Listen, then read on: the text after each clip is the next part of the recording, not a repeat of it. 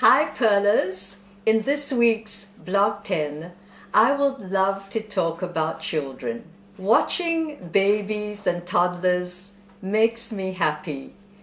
I look in their eyes, their innocence, and their entire trust they put on their parents or grown-ups who hold their hand and they can look up to. So how do we teach them from starting to have solid foods to growing up as toddlers and to going to school?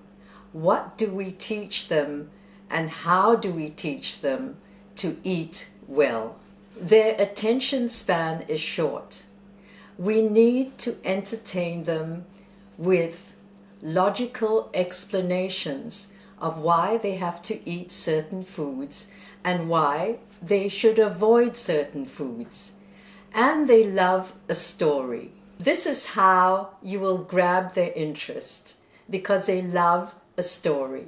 So I tell them this. When Auntie Shirley was 3 years old, all her uncles and aunts and her grandmother and her mum as well would give her chocolates and cakes and sweets and ask her to have a drink of soda, of whatever that they were drinking. And Auntie Shirley loved it and she couldn't get enough. And she kept asking for more. But what happened was, when she went to the dentist at 4 years old, the dentist said to her, "Look, your tooth is going to fall out because you have eaten too many sweet things. I have to tell your mum and dad not to give you any more." And poor Auntie Shirley had to get a little scolding from the dentist and felt really bad. And that taught her not to have too much of this. So kids, when they hear this story, they start laughing. What did Auntie Shirley do in the dentist chair? Did she cry? Was she upset? And I said, yes. So do you want to be like what Auntie Shirley was in that time? And most of them will say, oh no, we will try not to eat too many sweet things. So that is how I try to entertain them, with a bit of humor and a bit of exaggeration maybe, so that they will sort of maybe get the message. Every time you talk to them, if you put a little story about what you did, what that was wrong, they love that. And so we take them from the time they are very young to the time they start picking at foods into a path that could keep them on to eating better foods and avoiding the sugar. Books are a very good way to teach your children how to eat well. A few weeks ago, I found a very, very good book in the library on food and digestion. It is meant, I would think, for 6-year-olds, and it has lovely illustrations and explains simply the different foods that we can eat and the effects it has on our body. Reading to them about food is the best way to start them thinking. When they watch children's programs on YouTube, they are exposed to the ads that promote sugary drinks, junk food, ice cream, etc.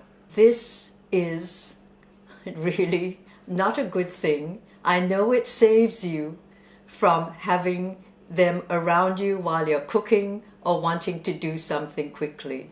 Let's now start breakfast. When they're old enough to have a bit of solids, just avoid the cereal soaked in milk. Try rolled oats, put sultanas on top, let them do it, or if they like, a slice of toast with cheese or Vegemite or peanut butter, or a half-boiled egg or scrambled egg.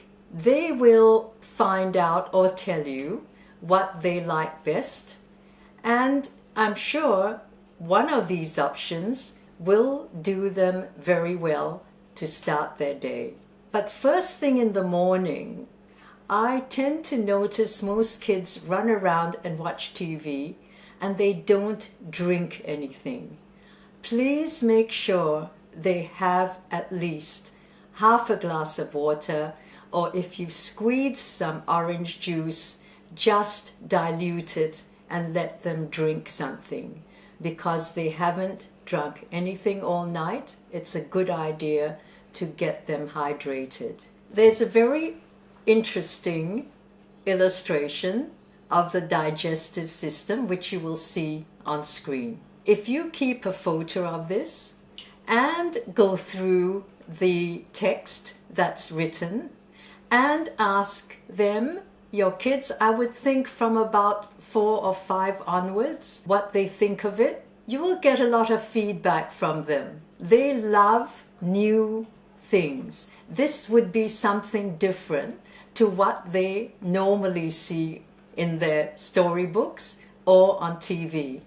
I'm sure you will get their attention. Page 18 is titled Chew and Swallow, and it does very nicely to explain why it's important to chew, whether it's softer food or harder food, and what happens in the mouth when you chew, when saliva helps your food go down well. And on page 29, it also warns against overeating or eating too much fatty foods or foods with a lot of sugar or drinks with a lot of sugar. Yes, we always keep going back to this, but I am so sure that a little bit of effort from you, parents, grandparents, aunties, uncles, godparents, you can do your bit to help save these children from the hazards of ill health as they get older, of chronic disease. They need to start young. I know there's a lot of pressure on parents who both work, who both have to keep the home running smoothly, who both have pick-up and drop-off times. I know it's not easy, but there is an example you need to set. Share your cooking time with your toddlers. I know they love to do this. I know they would love to grate an apple or a carrot. I know they would love for you to tell them to stir the pot a bit. Put them on a little stool and supervise them if they're still very young. And as they get older, they will get the same interest in food preparation. Because when they leave home and they're teenagers or in their 20s, you don't want them going out to buy takeaway or slopping on the couch calling for fast food delivery. It's so easy to cook. You can teach them, because I know you're into this and you know what can taste well with the least amount of time. So there, in a nutshell, is the basics of setting a good start for your kids. And you definitely will make less visits to the doctor.